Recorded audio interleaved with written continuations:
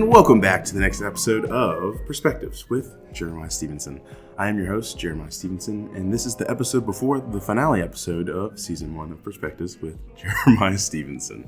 I want to thank everybody for listening throughout the year. It's been a real blessing to be able to share people's stories and get to learn about these people that I already knew. But I go into each interview knowing some of the stuff about people in their lives and kind of having an idea of what to talk about. But I really wanted to showcase the conversation and the flow of just jumping in, asking people, who are you and what is your story? Because that really is what this podcast is, because so many things can come from that one question.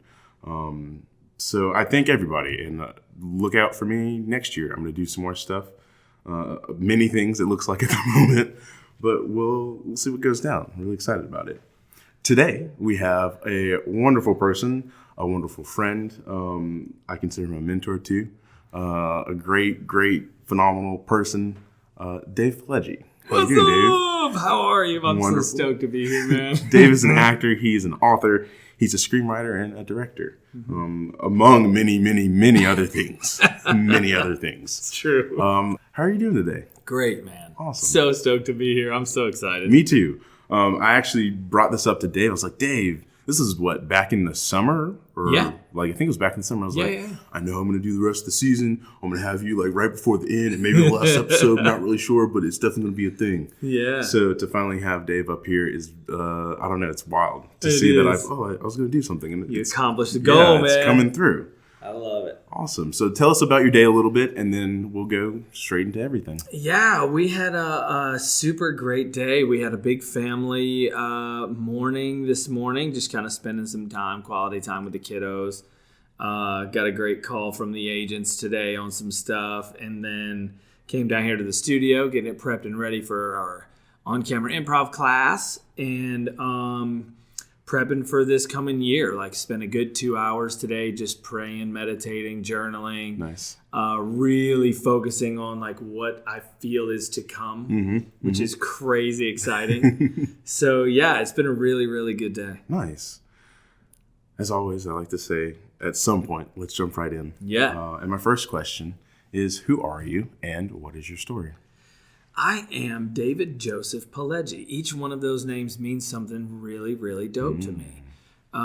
When I was married for a couple years to my awesome wife, Wendy, I was really struggling with identity and affecting everyone around me, like legit, hurting her, hurting people around me, just spinning in a tornado of not knowing who I am. Yeah.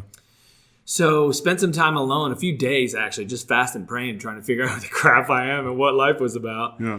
And then I had this kind of nudge in my heart to look at the definitions of my names. David means beloved, which translated literally means the dearly loved one.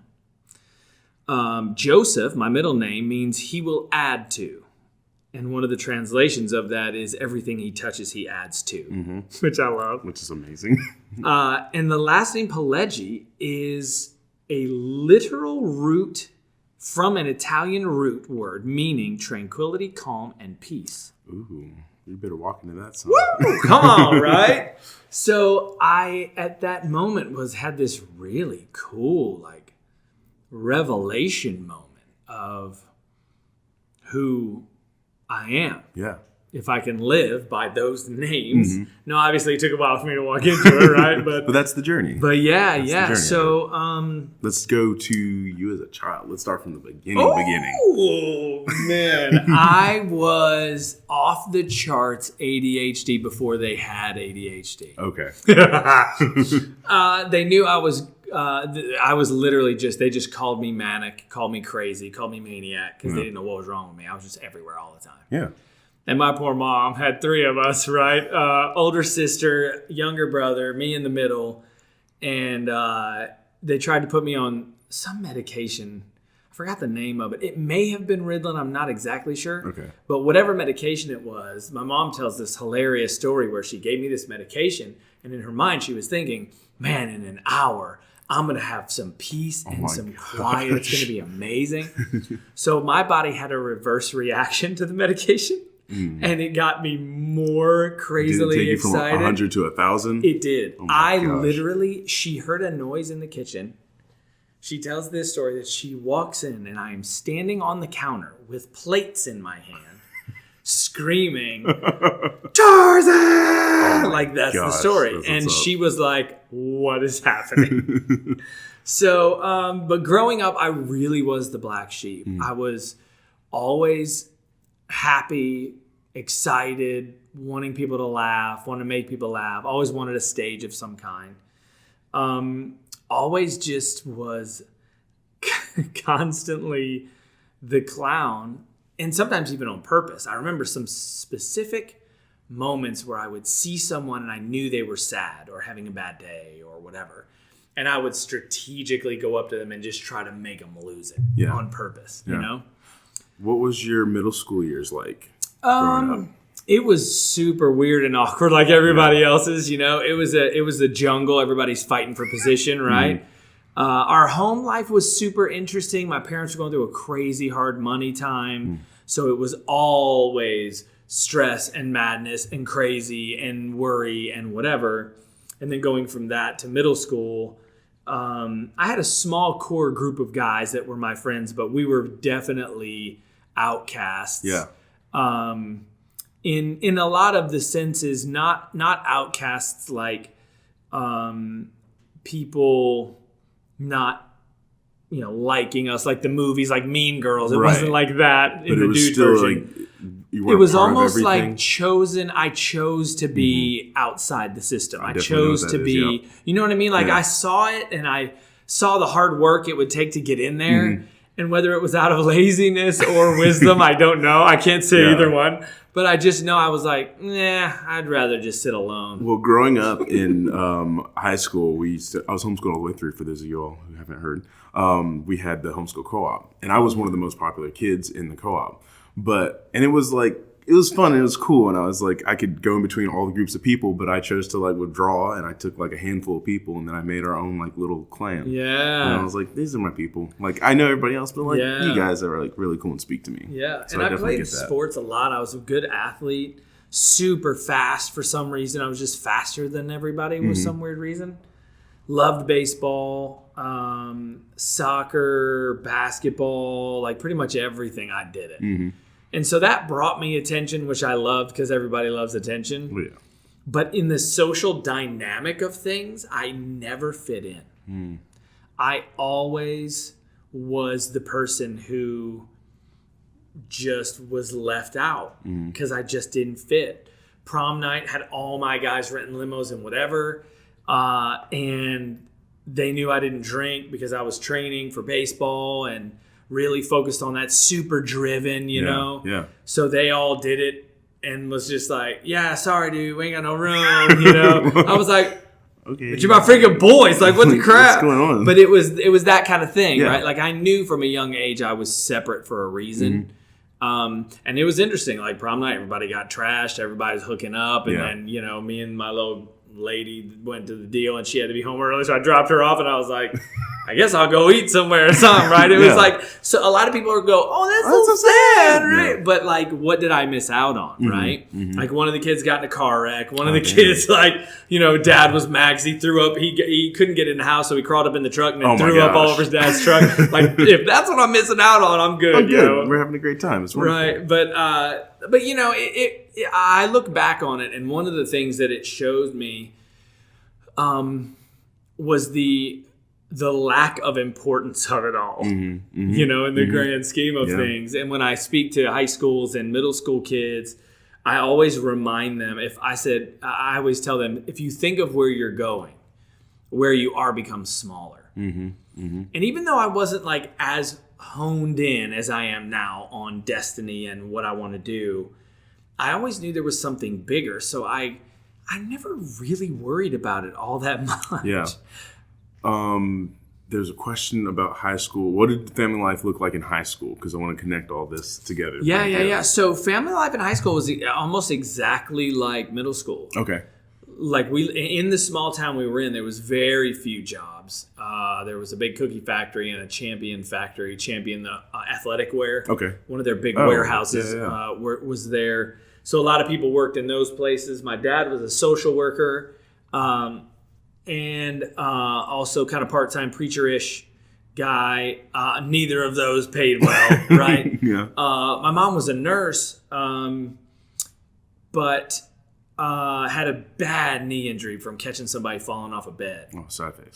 So she had surgery, so she was off work a lot from recovering and PT, and then back to work, hurt it again, come back. So there was that thing that really my parents were always dealing with, right? So it was very much like make your own world. Yeah, you kind of a like situation. left to yourself. And Yeah. What did that do for you? How did you create your world? What was your world like? My world was dreaming of being a superstar in something. And it was interesting because my wall, if you walk in middle school and high school, my walls and my ceiling were covered with sports posters and pictures from Sports Illustrated. Nice. Every Christmas, I asked for a subscription to Sports Illustrated. That's what I wanted. Nice. And it was arts and crafts every week when that thing showed up. I was cutting pictures, ripping them out, taping them on walls. Like the ceiling was all about dudes dunking basketballs. Okay. So my whole ceiling was like Jordan and Shaq and Pippen and Magic and all the beasts of old, right? Yeah. Literally ceiling in all directions. Nice. Had a little Nerf hoop in my room, so I was always hammering, dunking on that, right? But then I had, I had a baseball wall where my baseball pictures and posters went from SI, football, soccer, basketball. Gotcha. So every room, every part was athletics. covered. But then the interesting part was the thing I loved the most was when In Living Color came on. Oh, snap, son. Yeah. That was literally my world. I impersonated Jim Carrey everywhere I went in everything that I did. That's awesome. That is awesome. And everything that was on In Living Color, I could crush. Like I would go to school. And that's the one thing that people were fascinated with me about at school, because I would talk back to teachers or try to get a joke or whatever, but it would always be just like Jim Carrey. And they're like, oh my God, you sound just freaking like him. And so it was very much kind of, that was my release of what I knew I got the most fun out of. But our middle school, high school didn't have any art department, no media department, no cultural arts department, no drama department. Yeah.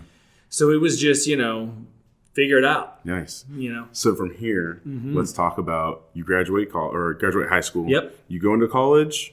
Don't go into college. What happens next? So, what's Dave's young adult life? Super quick stint in college. We'll call it that. That's the most polite word. So my parents made a mandate saying, you're going to go to a Christian college. And I was like, no, I'm not. And they're like, or you go nowhere and stay home. I'm like, Christian college it is. Nice. So they found this small little college in the Midwest where I could play baseball for scholarship. So I went there, played, and did some things to make sure I was passing my classes. I don't really want to say because I don't want to get nobody in trouble. But then when it came down to it, they were like, yo, you don't know anything. Oh my gosh. So scholarship was about to be pulled after my sophomore year because of grades and issues. Yeah. And I was like, and one of the girls that I was dating was moving to Florida. So I'm like, I'm going with you. So I literally followed her to Florida. I just left after my sophomore year. Before we jump to Florida, because I like the path that we're going in, what do you think, looking back on it, is the biggest or a few things that you've learned from your time at that college? What was... That the educational system is only for people who are called to systems.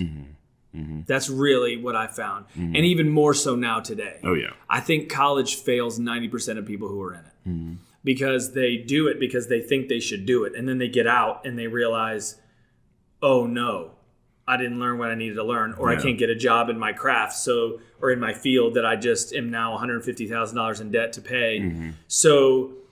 the system, and what I mean by that, now look, college is great for a whole bunch of certain people, but I know for me, for creatives in particular, it is a system that is built for people who help the system run, right? Educators, doctors, lawyers, anyone with a very high level of education requirement, engineers, right? all of those types of people is required. It's a necessity, right? But like running a business, right? You've got all of these people from Tony Robbins to Grant Cardone to Gary Vee, who are just beasts. Can teach you everything you need to ever learn in a freaking weekend. Yeah. You know what I mean? Yeah. Spend $2,000, go to one of their weekend deals, and now you're ready for the next decade to run your business. It's literally that kind of a thing. And I knew that back then. I was trying to tell my parents that, like, look, it's not serving me. You understand? And they had a little drama department there, but it was it was very what I call railed, meaning that they had built rails like a train track. Gotcha. And they said, this is how we do it. This is what we do. Stay here. And that's it. Don't veer to the left. Don't veer to the right. When I asked them about, making movies or there wasn't even web series. Okay. I was calling it a mini series, thinking in my mind, I wonder if we could make something that could go on like the college TV station that they had there. Right. Instead of just a dude saying the news twice a day and then that's it. It wouldn't have it. So then I just didn't do anything with it. I was just like, I'll just mess around with girls and play baseball and pay these people to do my homework and then I'll be fine to sleep the rest of the day.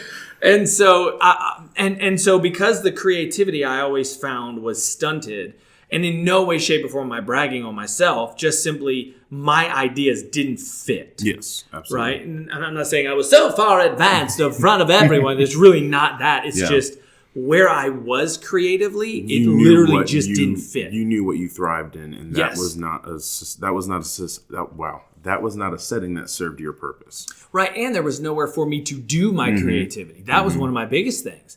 Making films, making TV shows, they didn't have a film department or a TV department. It was drama. It was stage. Yeah. There wasn't even improv. Like, I hated the whole, they said we could sit in for a week to see how they do plays, and these people were running lines for like 8.5 hours. Oh, God. And I'm like, nope, I'm out. We're out. Peace. Can't I just make something up on the fly? And they're like, no. Stop it. I'm done. Nice. Right, so it was just, I wasn't in an environment where I could thrive. Now, caveat, I, at that point in my life, didn't even know I wanted to be an actor or a drama or whatever. Right. Everyone in my whole existence was pushing me toward church ministry. Dad was a preacher. Grandpa always wanted people to be preachers. So everyone that I was surrounded by was telling me to be a preacher. Even at the school, even at the college. I was a communications major. Running cameras and learning how to run cameras, right? But there's really nothing to do that.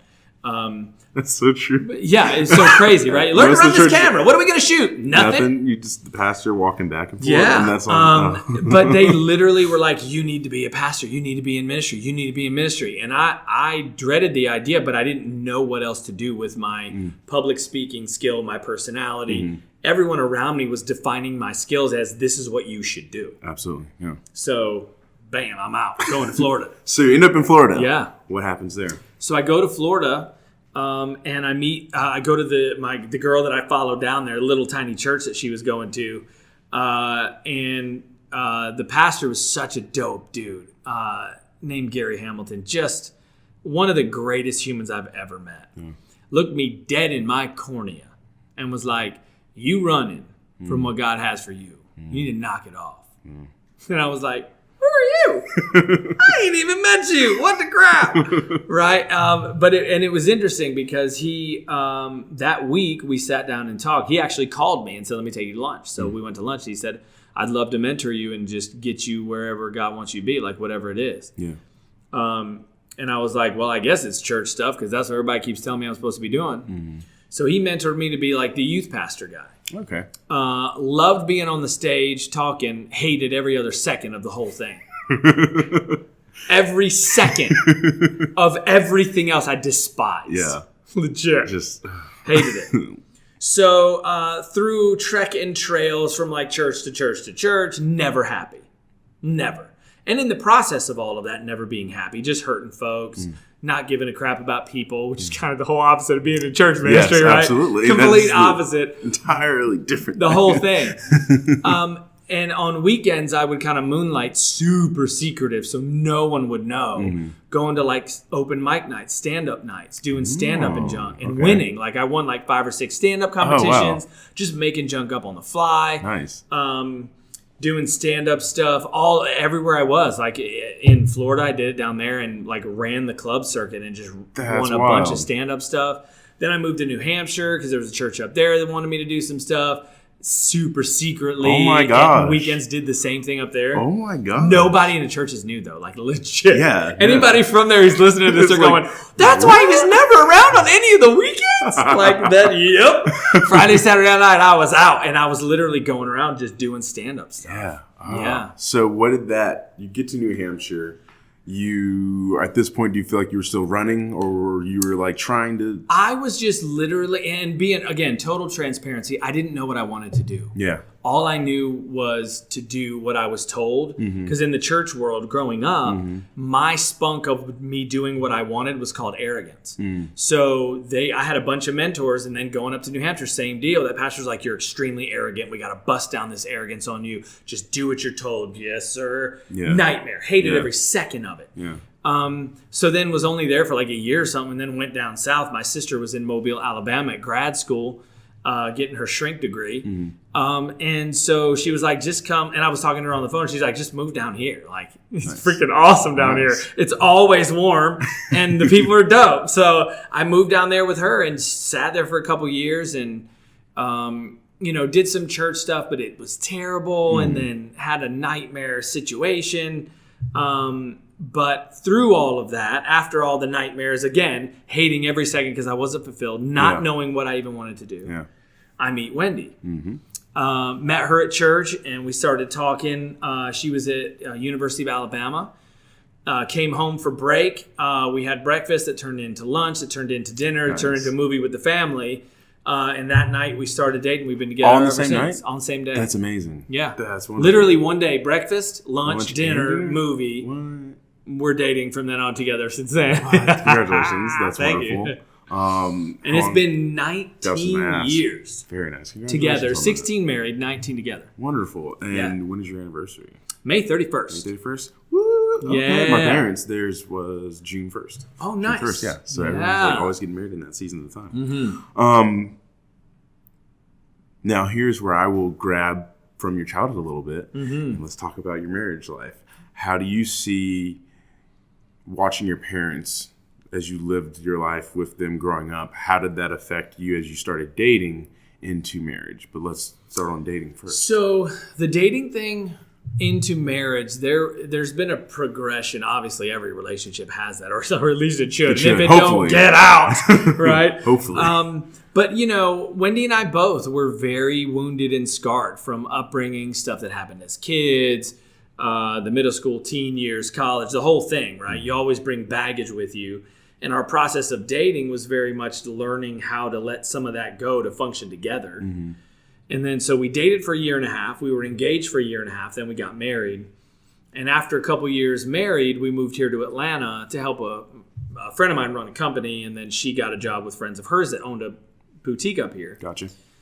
And it was just super interesting because we didn't come here for the entertainment industry. But it was interesting how both of us, when the opportunity for me came, without delay, she was like, yes, we have to go. Nice. And I was like, I'm glad you said that because we were about to fight because I know we were supposed to go. And neither of us could not really define why. We just knew we had to. Had to, yeah.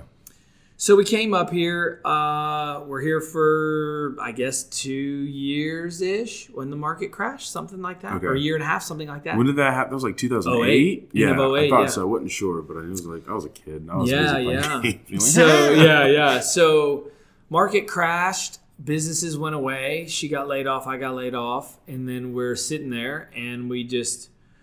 we're at this really interesting low point at that point. That was really for me, leaving the church world, going into the business stuff, business then also not working out, spinning in the world of, it doesn't matter what decision I make, it's going to be terrible. The world's better without you. Your friggin' wife is definitely better without you. You can't even provide for her. Yeah. That was kind of the habit, to relate back to your question, how did childhood affect marriage? I was very much in that mindset of, if we could just make enough money to pay the bills. That was the conversation in my house always growing up. Yeah. So, and not to my parents' fault. Like we were in a crazy place. They were literally just trying to make it with 3 kids, right? And so that being what I knew, it's the way that I functioned. Yeah. So it was just hustle and try to barely make it. Mm-hmm. And so in the time when everything crashed, I fully believed the world was better without me. Mm-hmm. Like, it wasn't a fleeting thought anymore. It had been in the past. Yeah. Every church I was at, I was like, geez, I can't even fit in at church. What the hell am I even doing on earth? Like, everyone should be able to fit in at church, and I don't fit in anywhere. Yeah. Like, especially at a church. So that hammered me a lot. That old devil boy, he sly. Mm-hmm. Mm-hmm. So I was really spinning. So I still remember business was gone. Business went under. And I'm sitting there on the edge of my bed upstairs. And in Ackworth, Georgia, where we had our first home. Yeah. Sitting on the edge of my bed with a gun in my hand, ready to end it. Yeah. Legit, ready to go. Yeah. And it wasn't like let me think about it. Like, I was legit. I still remember the determination that it was like going to be the count of 3 done. Mm-hmm.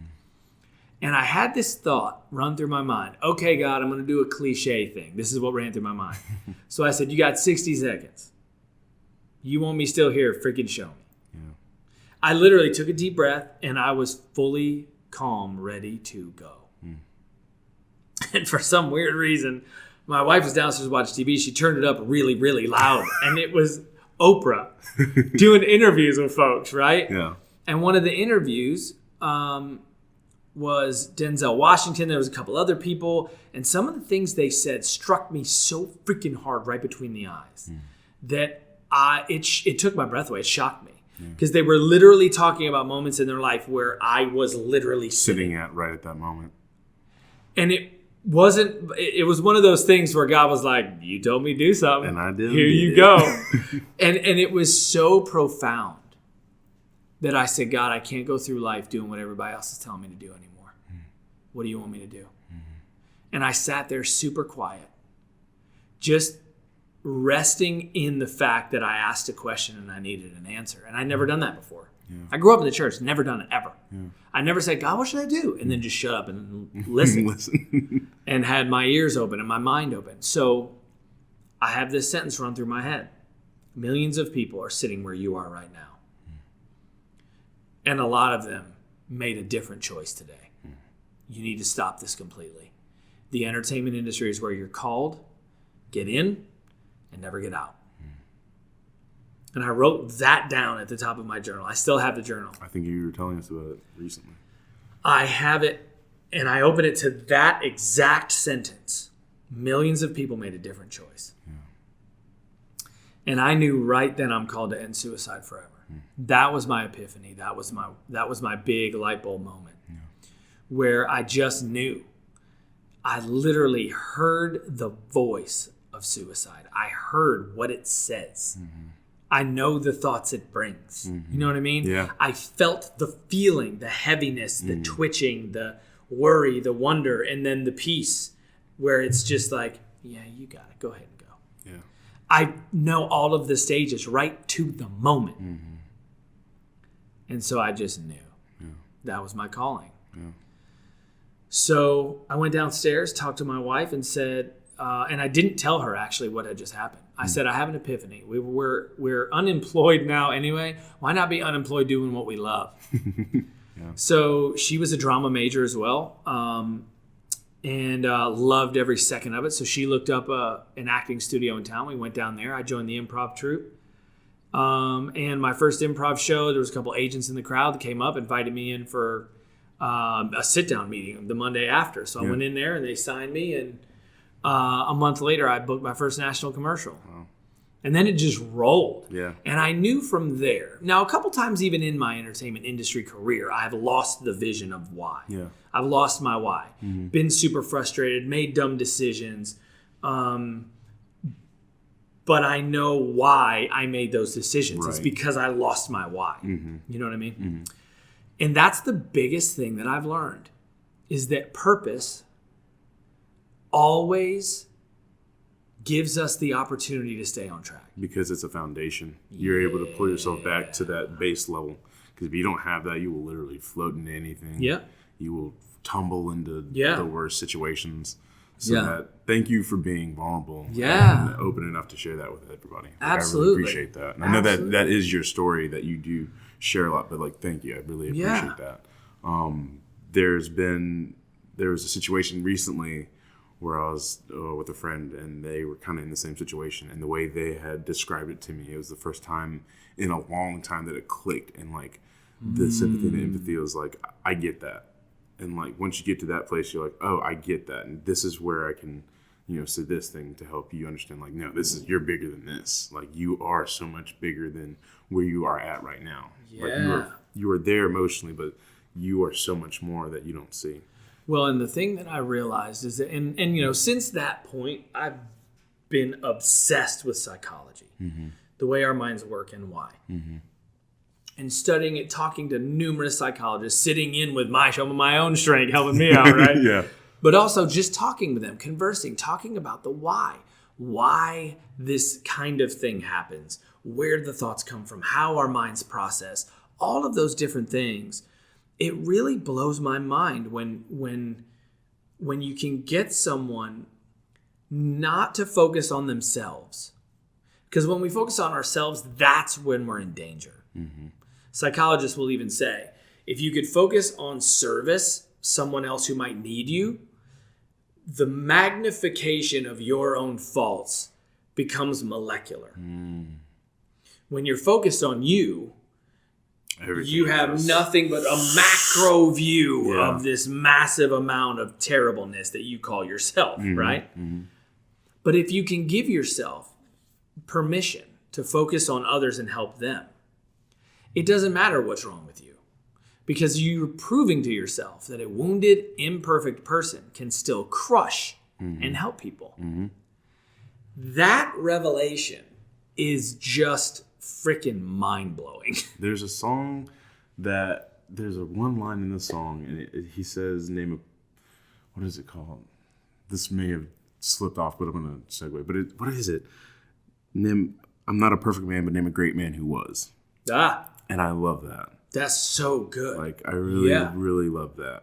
That's so because good. I feel like in today, we require everyone we hold them up to such a perfectionist standard. And I don't want to say a high standard, because I think we should hold people to high standards. Oh, yeah. But I think we hold people up to this perfectionist standard that whenever they do something that's like kind of different than what they've been doing or slightly off, and this is not people that are like doing things, but like just out of character and not in a way that's going to negatively affect other people flip out. Yeah. And it's like, oh my gosh, these people are humans. Like, well, and a lot of that comes from, again, the psychology thing. A lot of that comes from, we always look for someone that we can judge the way we judge ourselves. Anytime you see someone blast someone, it's because they blast themselves. They're bitter about the way their life turned out. They're mad and angry about situations that they feel like they can't control. They really believe life happens to them and not for them. So they end up being this super bitter, judgmental human being who can't wait to put that judgment on someone else. Yeah. Let's go to the rest of that point on to now. Yeah. So in the entertainment industry, churning, blowing, and going, doing the thing. A couple of super interesting parts where in the entertainment industry, after a couple years in, really was struggling with how in the world am I even going to do this. I was surrounded at the time by people who loved me dearly, but were super afraid of vision in the entertainment industry. And that really frustrated me, because I have felt very much so that a lot of my life I've been surrounded by people who are afraid to dream. And that's always been frustrating for me. Even growing up, it was very much like dreams are what did he say? Somebody in my life growing up, very prominent, said, dreams are the thing that make you drift. Stay in reality and you'll survive. And that over and over and over and over and over again. So it was always very much, don't dream just because it's a waste of time. Hindrance. Yeah. So much hindrance. So, I got really frustrated, really angry at a lot of people in the entertainment industry that I was surrounded by, and really started doubting whether the vision was ever going to happen. So, Wendy and I, it even affected Wendy and I. We started struggling, having a bad time, and made stupid decisions, and our relationship hurt her really bad just because I just let the why go because I'm like, this is impossible. It's never going to freaking happen. Yeah. What am I doing? And I got in this spin of, I'm surrounded by people who've been in this industry for 30-something, 40-something years, and they love me. They're not being they're not coming to me out of malice. They're loving me, telling me, stop. You're going to freaking hurt your heart if you don't stop dreaming. Like, this is crazy. Stop it. Mm-hmm. And it was I had so many one-on-one meetings where people were pulling me aside. I really started again believing maybe I'm just freaking off as hell. Maybe there really legit is something that I just need to fix in me to stop this bullcrap because everyone around me is telling me it's freaking crazy. Yeah. So started seeing a shrink. Wendy and I both going, me going a ton, her going once in a while because she didn't really need it as much as I did. Yeah. But him really bringing me to the place of, he looked me right in my eye and he said, when are you going to give yourself permission to change the world without anyone else's permission? That within itself, I'm going to let that sit, is powerful. Look, I still remember the tone of his voice. I remember his eyes, locking my eyes and saying, quick question. That's how he started. Quick question. Oh my gosh. Quick. What? After he said it, I'm like, that ain't quick. But that's what he said. He said, quick question. At what point are you going to give yourself permission to change the world without anyone else's permission?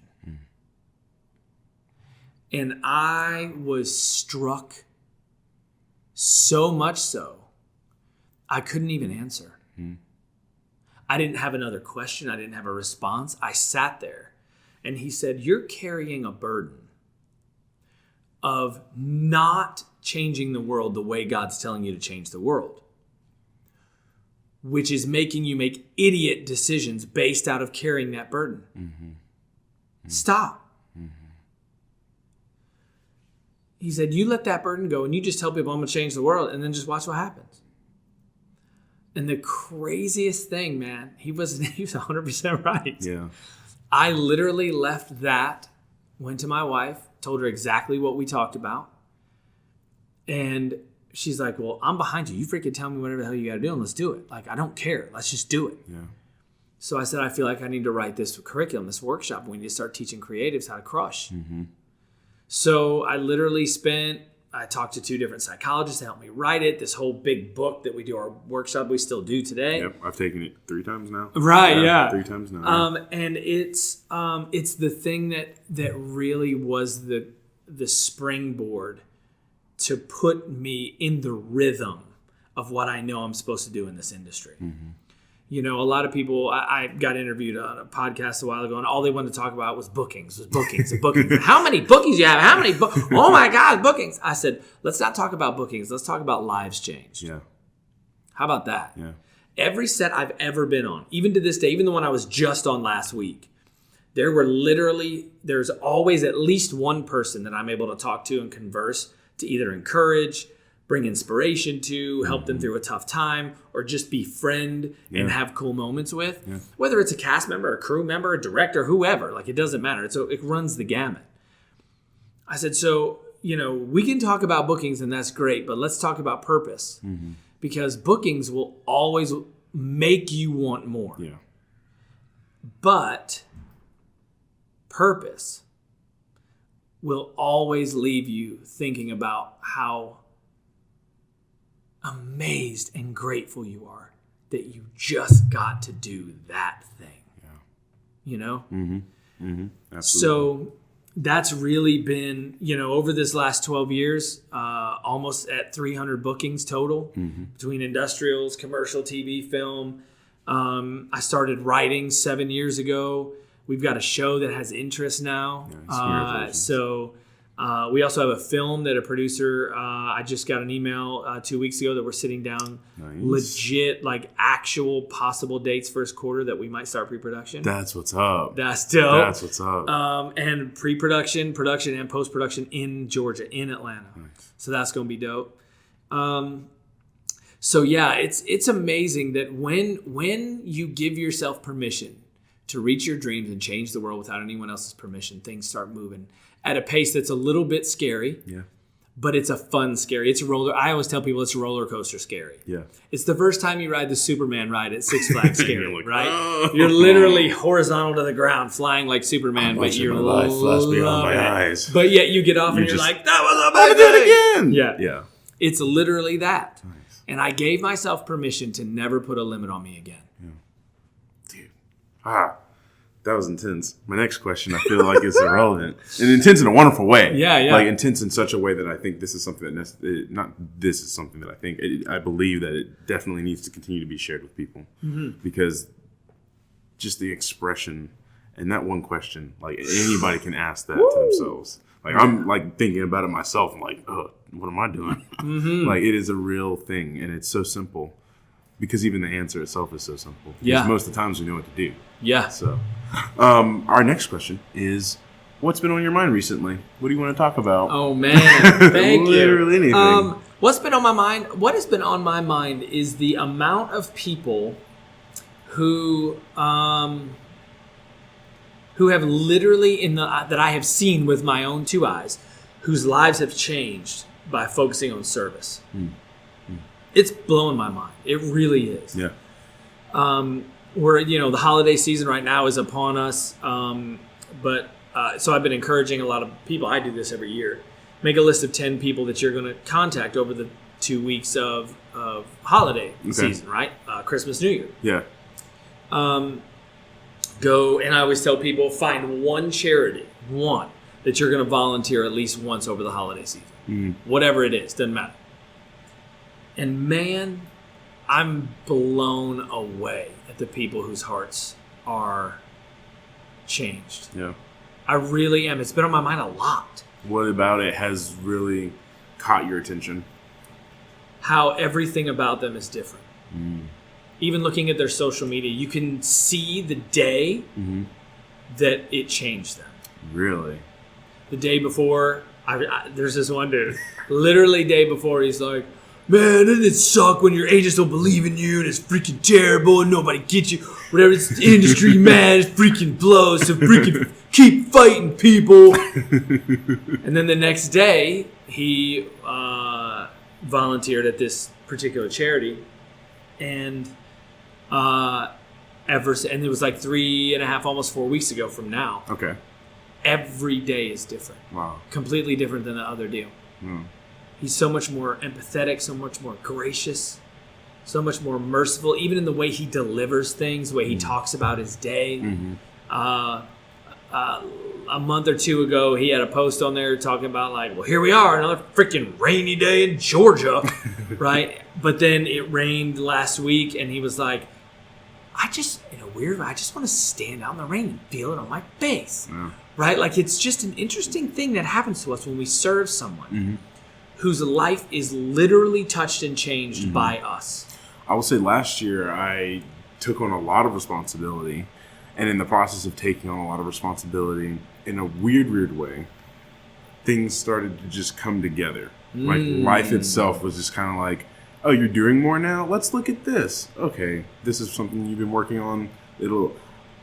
For some reason, I feel like is a very true statement. As you take on more responsibility, things just situate itself. Even if you're giving attention to it, but like everything for some reason just seems to, I don't know what that is. And that's I know what it is. You ready? Can I share a little ditty? Please tell me.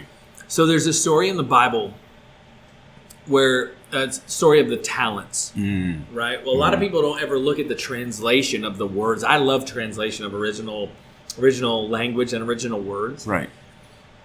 Jesus telling this story that this owner gave a certain amount of money to 3 different servants, like let's just say $1,000, $500, and $100, and told him, "Hey, look after this money.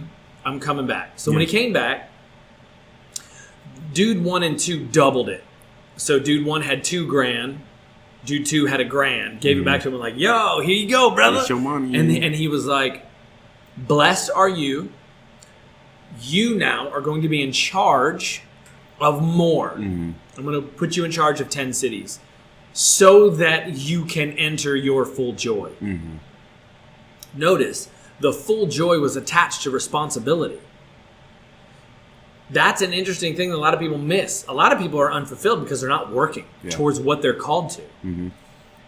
I get 3 hours of sleep, maybe 4 hours of sleep a night because I'm writing TV series, right? Like I'm writing films. I'm editing projects that we've shot. I'm doing all of the work that needs to be done for destiny to be fulfilled. Mm-hmm. I wake up, bing, I'm ready to go. Yeah. Because we got stuff to do, lives to change. Yeah. A lot of people aren't like that. It takes them 2 hours to wake up, 7 hits of snooze, and 4 cups of coffee, and then they drag out, right? Yeah. And I really feel like it's the responsibility of what you're called to that fires up your life. Mm-hmm. And if we will take that responsibility seriously, I think our entire existence fully changes. Yeah.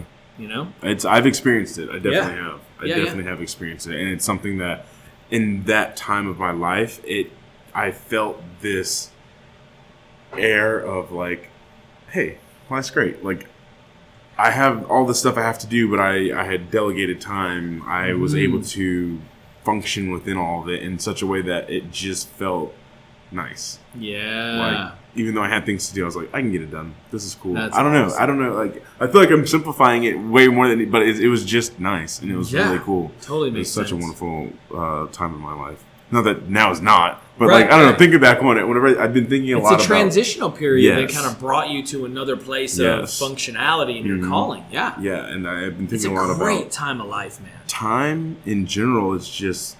Being able to recall things has been really cool. And I know it's like we're moving into 2020. This is the last year of this decade. I've been thinking a lot about where I was. I was like, 15? I think 15, 2010. So, like, I remember 15-year-old Jeremiah. Awesome. I was a weird little nerdy kid. Yeah. But, like, to see, like, I had all these dreams. And to see, I'm, like, living most of it. Not most of it. I'm living a good portion of it. And I'm on my way to living the rest of it. But knowing that, wow, I've made it. Just like that 15-year-old kid's, like, dreams and desires. I've done a lot in the last 10 years. It's wild. It's really crazy to think about. I love it. So as we go into the next year, what's some thoughts that you have? Or, I'm sorry, the next decade, rather. That I'm not here to take part. I'm here to take over. I know that's strong, and some people are like, well, that's arrogant. Hey, but you're going to But you know what? Live it. Here's the thing. When I'm in charge, more lives are touched, more hearts are changed, and the world is a better place. Mm-hmm. So, the goal of our desire for the creative of what we're doing is really bringing it to a worldwide status with some worldwide partnerships we're working on, some initiatives we're doing with suicide haters, set them free, live powerfully. Those are some things like to end suicide forever, end human trafficking, people who have struggled with addictions to help teach them how to live a dominating life and not a victim mentality life. Mm-hmm. We even have a guy who's super passionate about animal cruelty, to end animal cruelty. We're going to have those initiatives as well. So we're having each one of those are going to have content that is going to be created around those initiatives. So Suicide Haters is going to have a whole entire social media domination platform and plan so that the creative is literally a content creation production facility and entity. And the goal of what we're doing is going to lean more toward the nonprofit side. Mm-hmm. We have a ton of donors who have said, hey, we're all in to support what you're doing. Nice.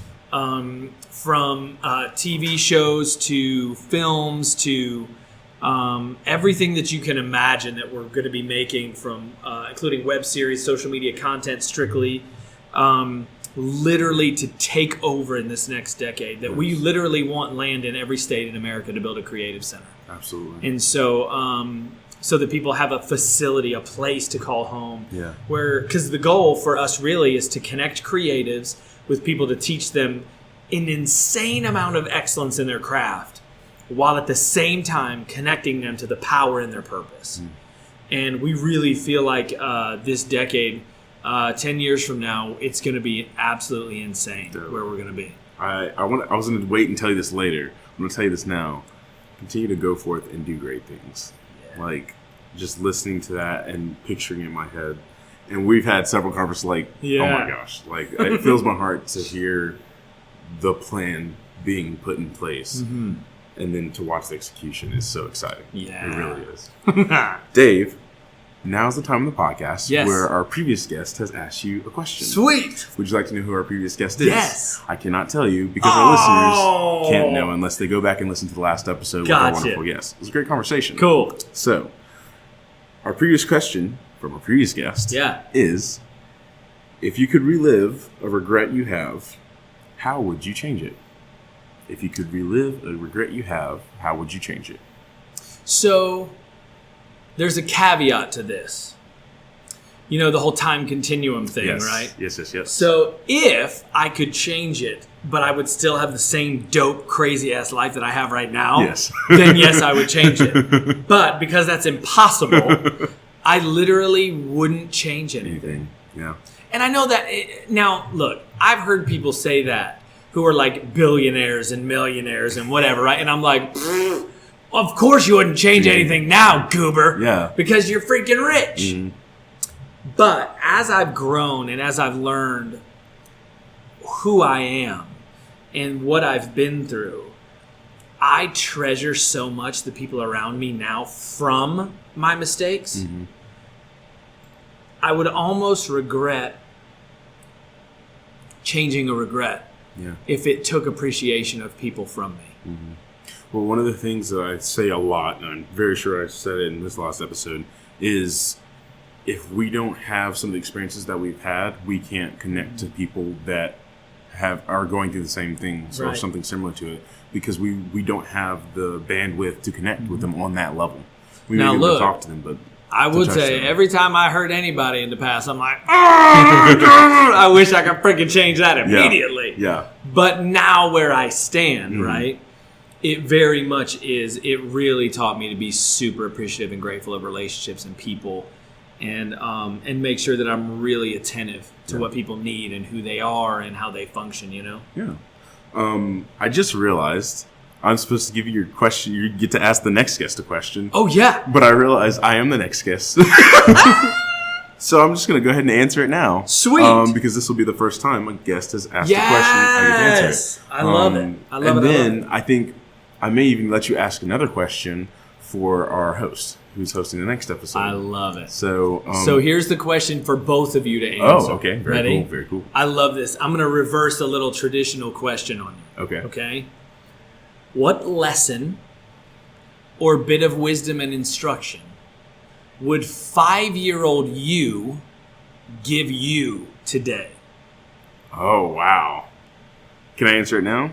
If I can get it, or do you want to wait for next episode? I want to listen to the next episode. Cool. There you go. This is why you listen to episodes, everybody. Yeah. All right, so I literally don't want you to answer now. That's awesome. I want to listen to it and hear you and the other host answer that. Oh my gosh. Okay, sweet. Say that question one more time for the listeners. Okay, so what advice or wisdom or inspiration would 5-year-old you give the you of today? Wow. That's crazy wild. I love that. That's crazy wild. Because you would think of like 15-year-old teenager, like that type of age. Like, what would you tell him? But no, that's, ooh. Okay, sweet. I'm going to let that go. Let me regain myself. Stop thinking about it. At this point, is there anything else you want to touch on before we close out? A quick little thing. I'm an author. My book is out called 52 Pillars. If you go to Amazon, search 52 Pillars. It's a weekly devotional. The reason why I'm passionate about it is because it's literally what I use to keep on track. And it really helps me build my character. And I love it. And the response from people who are going through it right now has been really awesome. And I'm really grateful for the lives that are being changed by it. So yeah, if you want to go out there and get that thing, it's super. People have really enjoyed it, really loved it. And it's super small, bite-sized pieces. It's a weekly devotional, so you read the same thing for 7 days. Which I like. I like that. I think that's very. It's digestible. It's digestible, and you get to chew on it. Mm-hmm. That's something people say all the time. Like, I was reading scriptures this week, I was chewing on it. Marinating. Yeah. So I really do like that. I appreciate that. Yeah. And I think the last thing is heads up, because here we come. We're about to be everywhere. Dave, thank you so much. I love you. Man, I love you. You're like family for me. Me too, man. I thoroughly enjoy you and Wendy and the kids. Like, I appreciate everything that you've done.